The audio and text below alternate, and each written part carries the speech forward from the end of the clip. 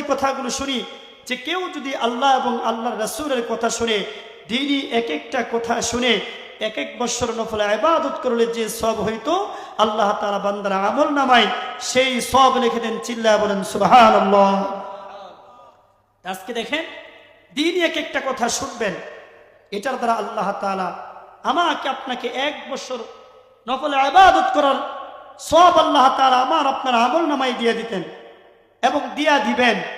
আজকে চিন্তা করে দেখেন, আমার আপনার চিন্তা চেতনা কোন দিকে, আমার আপনার চিন্তা ফিকির কি, আমার আপনার করার কি প্রয়োজন। আসসালামু আলাইকুম হুজুর, আপনি চলে যান। হ্যাঁ, আমি তো এসে বলতে পারবো না, চলে যান। ঠিক আছে, চলে যান।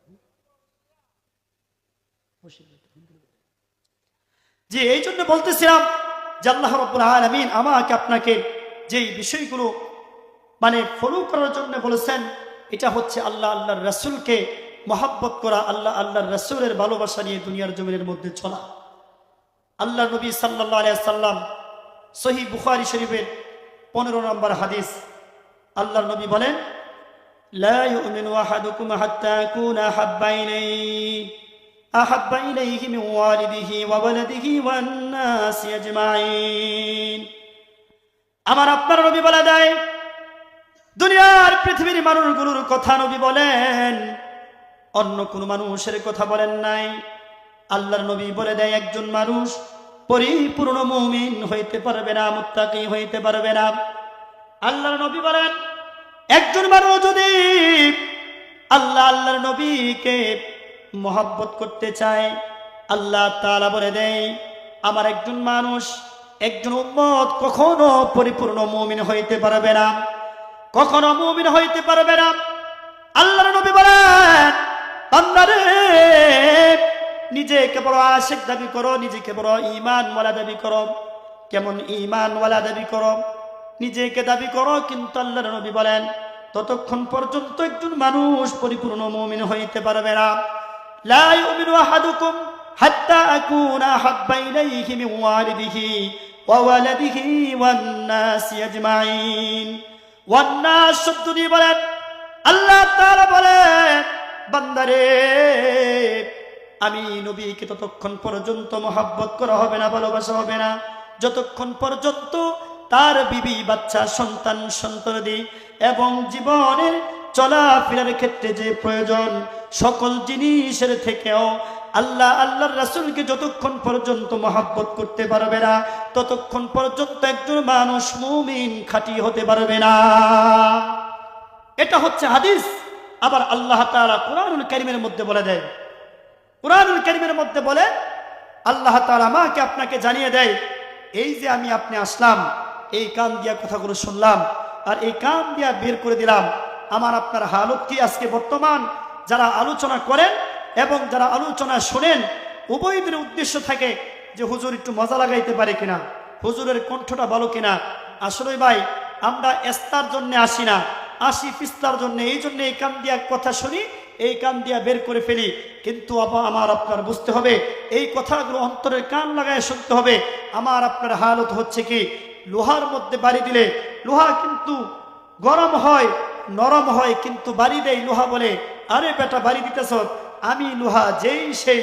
আজকে আমাদের অবস্থা হলো এই, আমরা আলোচনা শুনি, আলোচনা শোনার পরেও আমরা বলি কি আমি যেই সেই, আমার মনের মধ্যে অন্তরের মধ্যে কথাগুলো ঢুকে না।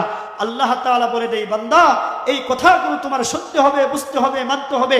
কি আল্লাহ তাআলা বলেন, এই যে আল্লাহর নবী সাল্লাল্লাহু আলাইহি সাল্লাম এই আয়াত, এই হাদিস বর্ণনা করার পরে সাহাবায়ে কেরাম যখন হযরত ওমর ফারুক রাদিয়াল্লাহু তাআলা আনহুকে এই আয়াত, এই হাদিস যখন শোনাইলেন, ওমর রাদিয়াল্লাহু তাআলা বলেন, হ্যাঁ ওমর, তুমি কি তোমার জীবনের চেয়ে আমাকে বেশি মহব্বত করতে পারো কিনা? হযরত ওমর রাদিয়াল্লাহু তাআলা আনহু বললেন, না। আমরা যদি এখন বলি আল্লাহর রাসূলকে আপনার জীবনের থেকেও আল্লাহর রাসূলকে কে বেশি মহব্বত করতে পারবেন, জীবন দিতে পারবেন, বলবেন যে ইনশাআল্লাহ হুজুর রাজি আছি। তবে কি দৌড়ের আগে মাইলের পিছে।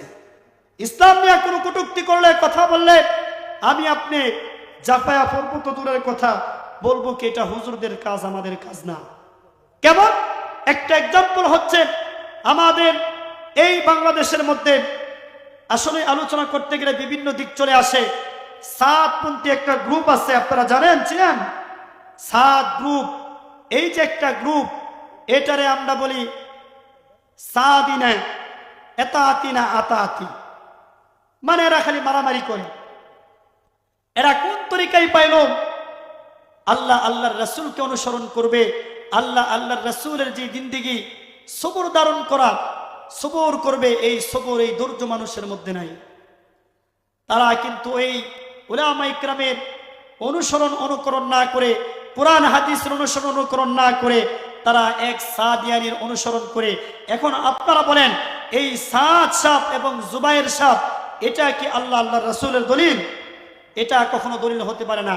আমরা সাদ চিনি না, জুবাইর চিনি না, আমরা কেন একজন মুসলমানের গায়ে আঘাত করব?